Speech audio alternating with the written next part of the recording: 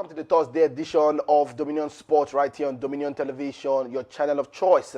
And trust me, this wonderful morning we'll be taking you to the world of sports from the local front to the night of champions, the UEFA Champions League, and also give you an update from the camp of CAF. More stories also from the camp of the Super Falcons. All this and more on the show this wonderful Thursday morning. I am Paul Abe Toluwanimi, and I'm not alone in the studio. I have Sanuruddin Halimi joining me to talk sport right here on the go. What's it like for you the night of champions yesterday? Your expectations, I'm sure your predictions. You said Paris Saint-Germain we're going to come out victorious, and also you spoke about Atletico Madrid and Barcelona. It's going to be a tight battle, and that happened. Yes, yesterday. Good morning to Luanimi. Good morning, viewers. It's nice to be back here again. Champions League delivered yesterday. There were 4 goals from 2 different ties. It went well for one team. It went the other way for the other side. For Barcelona, the red card from Kubasi completely spoils the game, but not to dive into that in my intro. PSG, they outclassed Liverpool completely yesterday. We have that to talk about. You have CAF and their debacle again. We're supposed to have moved past this, but here we are again. We want to talk about this. And the NFF? The NFF is there. that story is always amazing. It just comes around, and imagine what we're going to talk about about them today is disheartening, because not again. Not again. We're supposed to have not in 2026. Not in 2026. And we've even had the case in 2026 before. Earlier in the year, we had talks about their wages and all. But now it's coming to the fore again. We're talking about the WAFCON that happened 2025. Come on.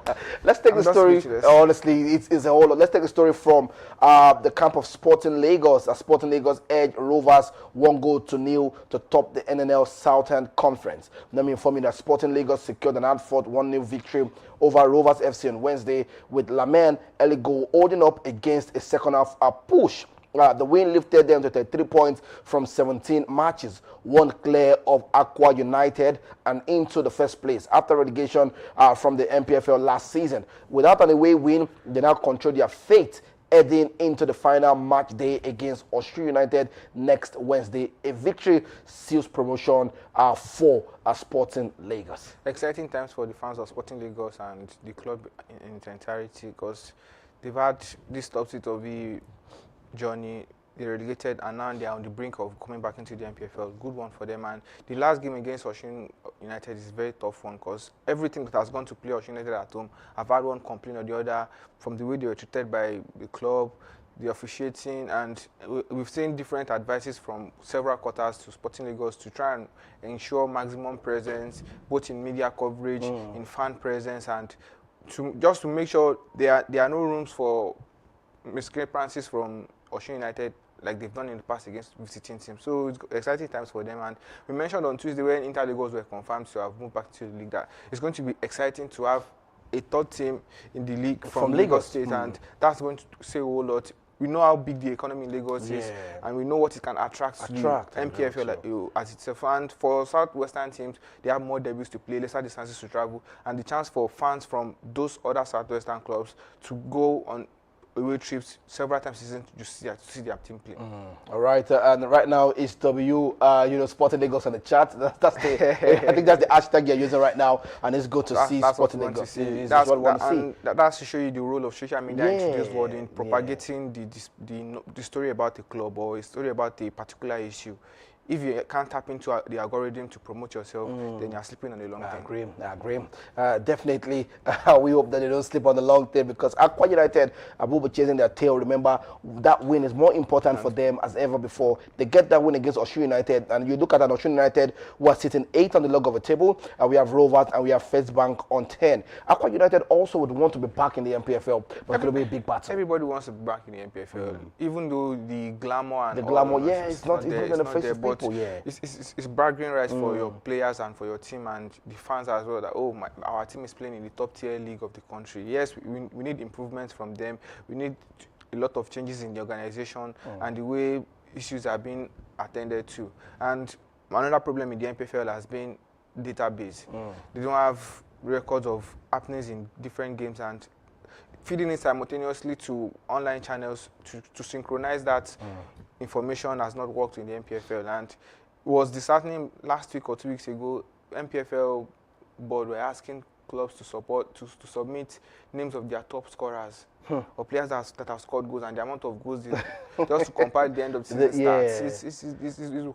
It's worrisome, and we are clamoring for a better revenue, need for investors to come in, and this is the kind of shambolic display the board are giving us is not right, and we hope they look into that. And for Abia, Akwa United looking to get back, they've been in the NPFL for a while before they got relegated, and it's a chance for them and their fans to say, okay, we are back at the summit, and let's see what we can do in coming seasons. All right, beautiful. Let's move away from that and let's talk about the NWFL League match day 14 that happened on Wednesday. We have Rivers United, Rivers Angel welcome Adamawa Queens. The game ended 3-0. You look at Bayelsa Queens against Ibom Angels right there in Yanoga. The game ended 3-0. Also, Nigeria Rattles against Ekiti Queens.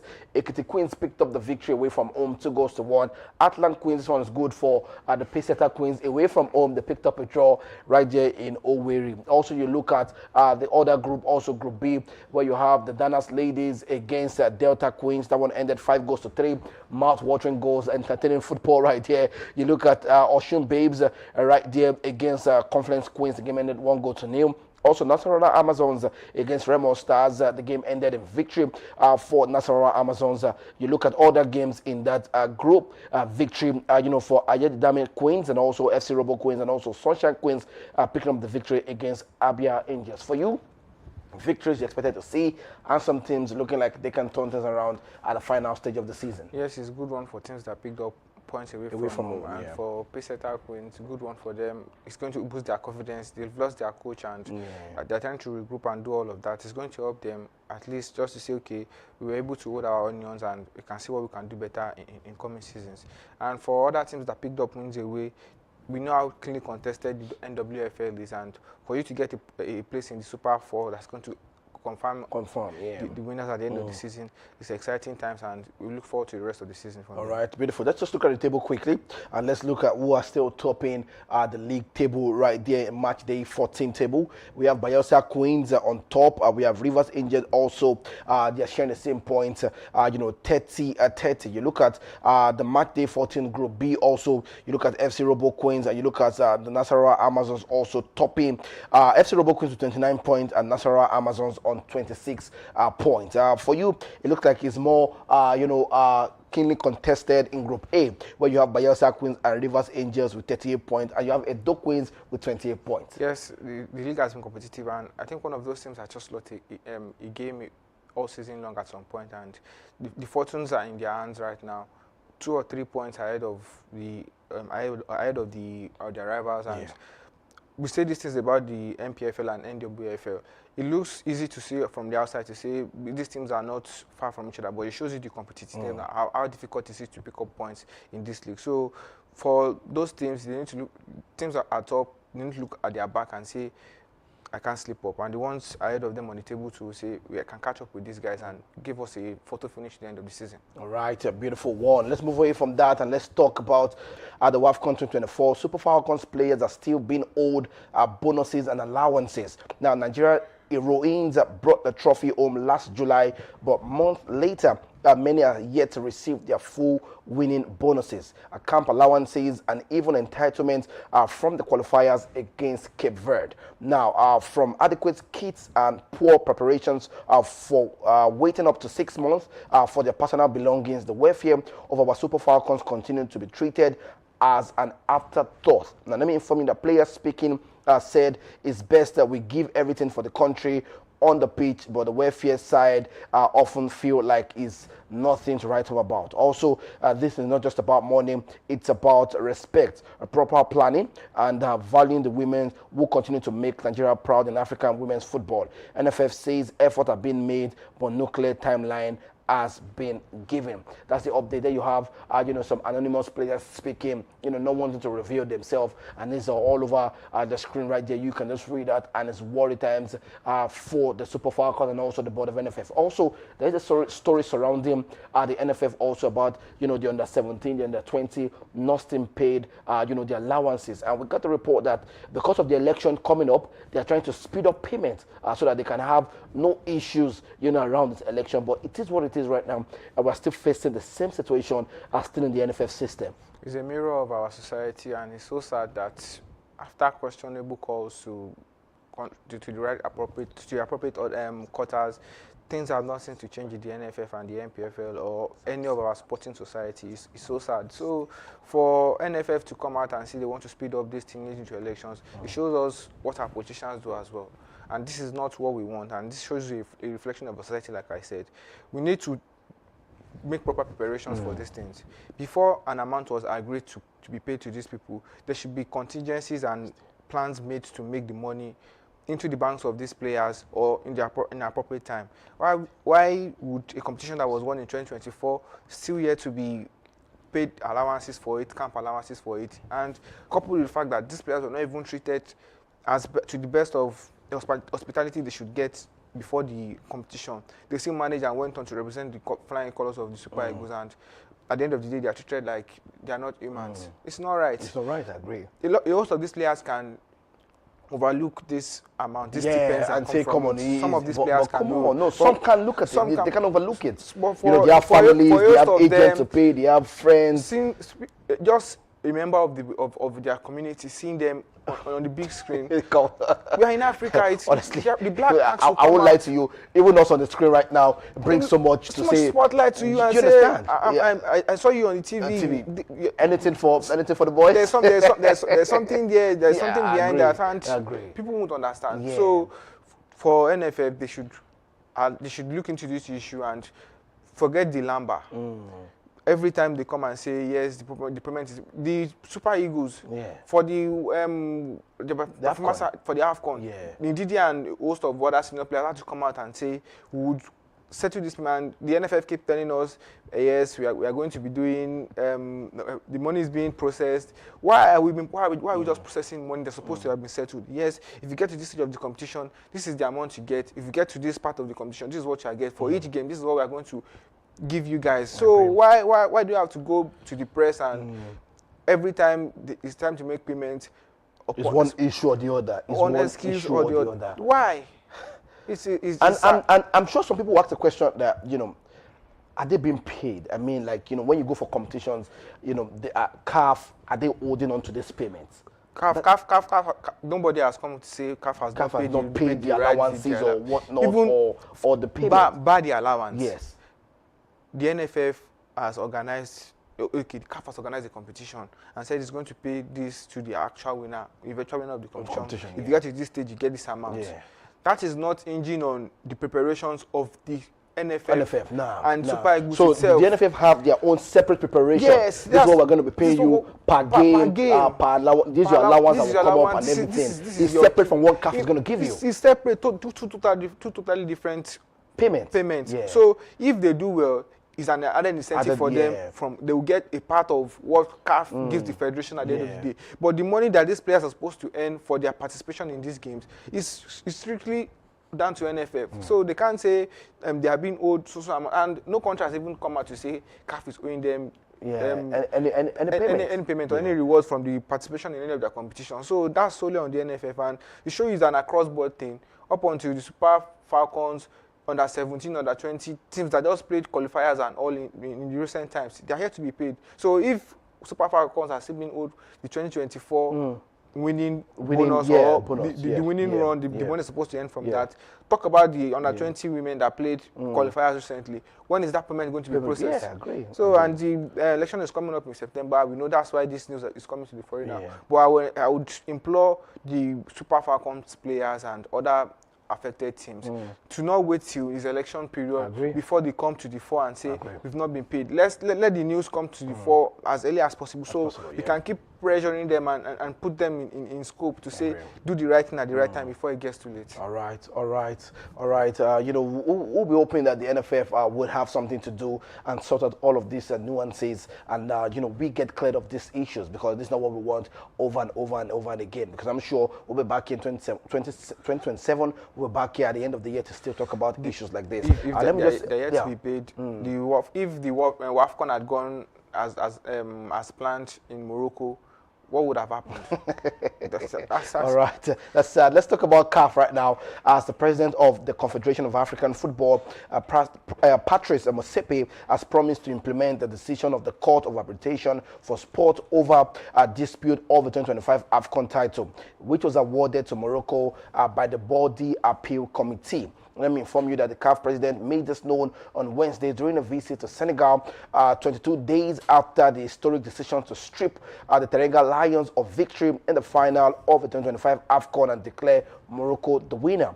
On March the 17th, CAF Appeal Committee announced that the decision declaring Morocco the winner of the final, which was held on January 18 by a 3-goal nil scoreline, despite losing the match on the pitch, 1-0. On grounds of the Teranga Lions, players withdrew from the field. And let me inform you that the CAF decision sparked strong reactions inside Senegal as the government, in a statement issued on March 18, called for an international investigation into suspicions of corruption within the leading bodies of African Confederation. The Senegalese Federation Football did not give up and fueled an appeal with the Court of Arbitration for Sport in the wake of the Liga battle. Let me inform you that Motsepe acknowledged that the challenges and issues experienced during the final are now before the Court of Arbitration for Sport, and CAF will fully respect and implement whatever decision is taken. And let me inform you that Motsepe is expected to deliver the same message when they visit Morocco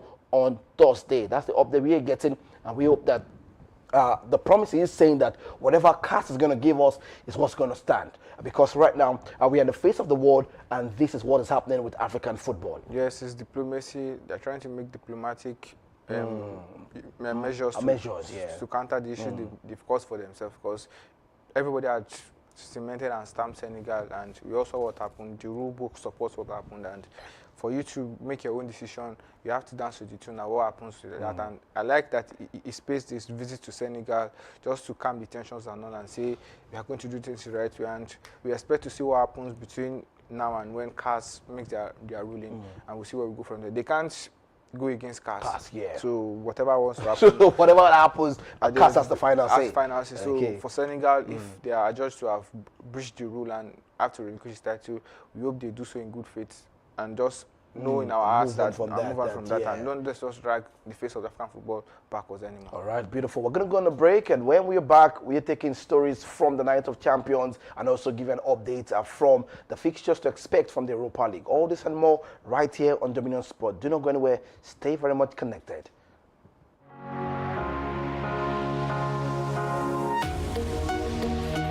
Live from the heart of the action. Welcome to the nerve center of Next Level Broadcasting.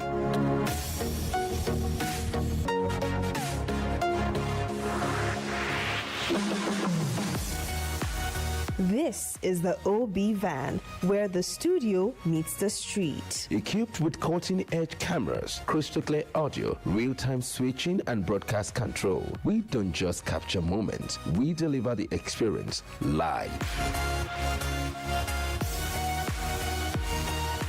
Anywhere, anytime, from stadiums to red carpets, breaking news to buzzing festivals, weddings, birthdays, and all sorts of ceremonies. We bring the world to your screen in real time. It's not just a van, it's a complete mobile product. Broadcast. This is the OB van difference. Live, loud, limitless.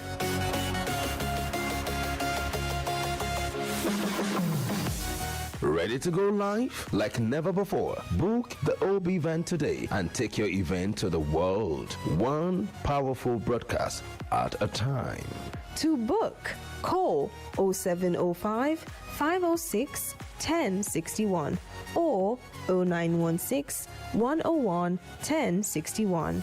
Email marketing@dominion.org.ng or visit our socials on Instagram @Dominion Broadcast.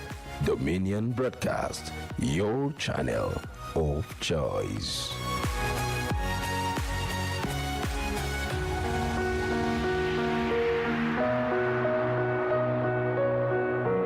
I'm sure you're enjoying the show. You're welcome back to Dominion Sports right here on Dominion Television.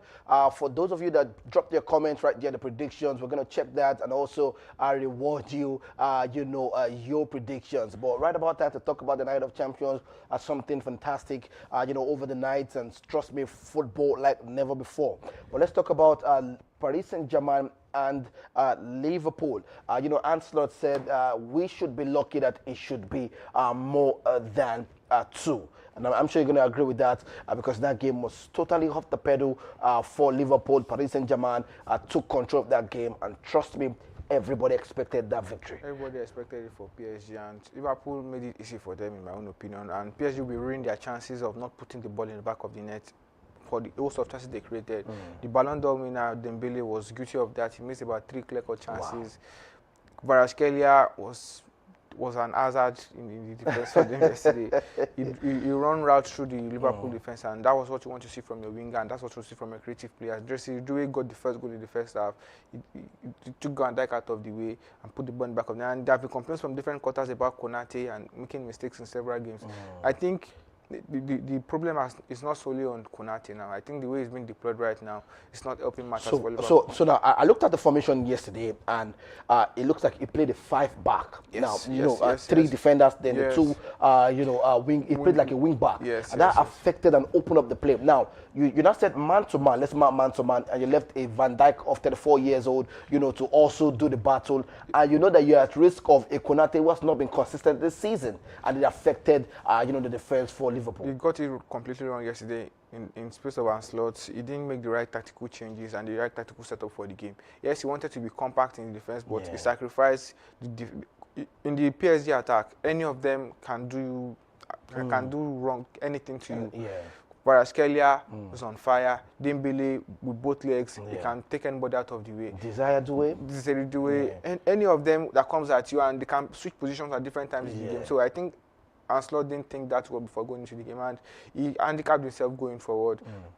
There was a point in the game I felt, okay, this is the game that needs Salah. Try and reduce the fury of Mendes, who has been practically in the Liverpool half for more than 60% of the game. So that's not what you want to see, and he didn't get the chance to do that. Salah was on the bench till 90 minutes, and I think he's going to rethink his decision at Anfield next season. They have a hill to climb, and like I said yesterday, that PSG have not lost to English opponents in like 6 or 7 games now, and yesterday that came to party again. In the midfield, PSG had everything short. You see blue shirts everywhere, chasing down the numbers, chasing out the players. Vitinha was awesome in the game as well, and Dembele coordinated well, and that's what you want to see from your player. You see him in attack, you see him in defense. So it helps the team have numbers in the right place at the right time to crowd the opponent. So for Liverpool, they need to change their setup. Maybe it's time to let Ancelotti go. His philosophy or the way he wants to play, it's not resonating. And the host of players is brought into the club for big money. They've not been able to impact as much as you would. The formation he mentioned, he played 3-5-2. Should have allowed him have extra men in the half of PSG and even give them chance to massively counter-attack them, because like of Mendes, Hakimi, they were in the faces of Mamadashvili, who was in goal for Alisson Becker yesterday. So he got it all wrong. Frimpong is not that guy. He couldn't complete any take-on. I didn't see him do that against Mendes. That's not strong defensively like that.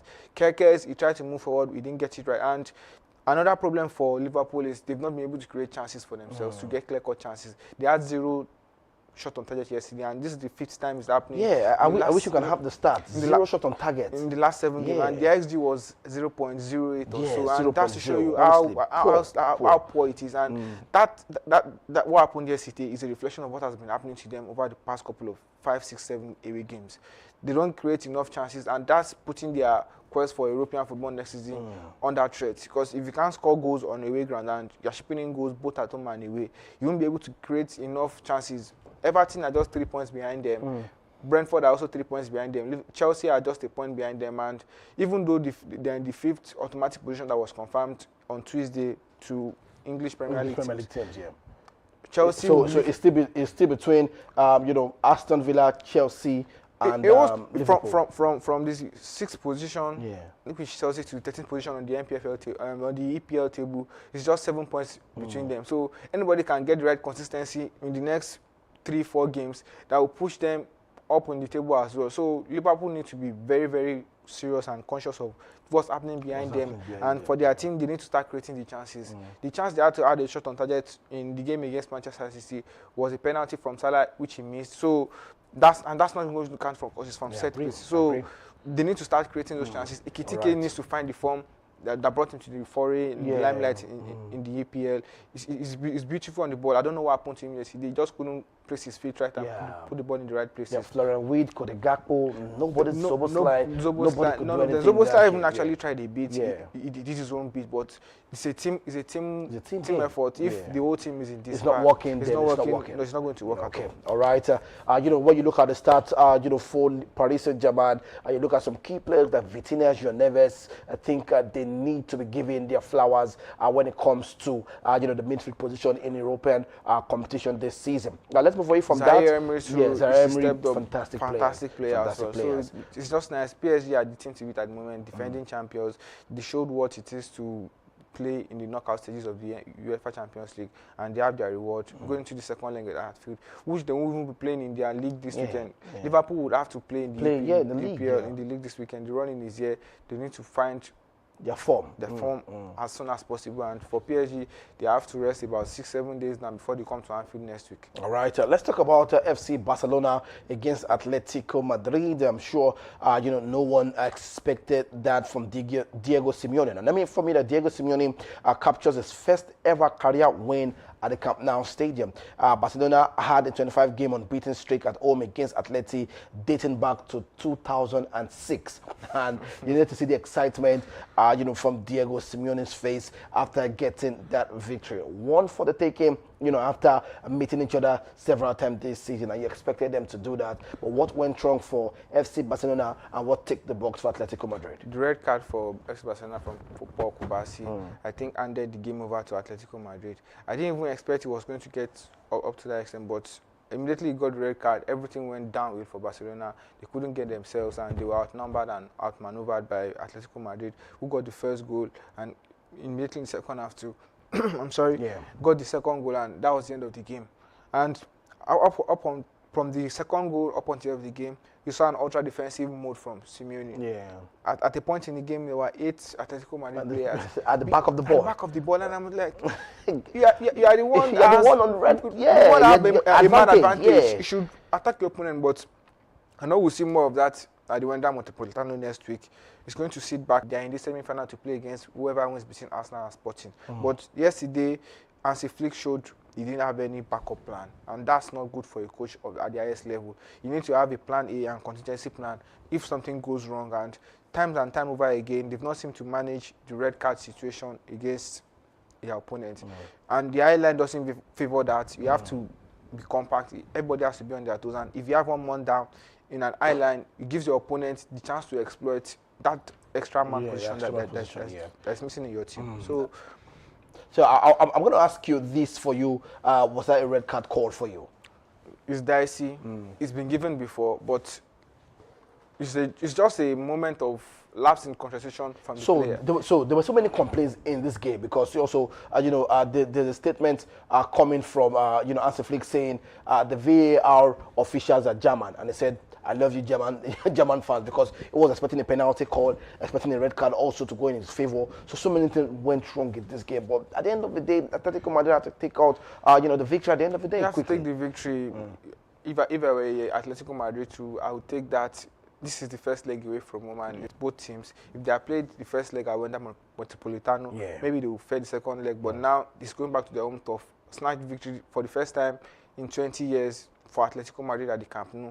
Their fans were elated, the emotions was there, and that's what you want to see, and that's what you want from your team on Champions League night. All right, beautiful. Let's move away from that, and let's talk about the first leg, quarterfinal stage at the Europa League. I want to look forward to them informing that Braga against Real Betis, the game ended 1-1 on Wednesday.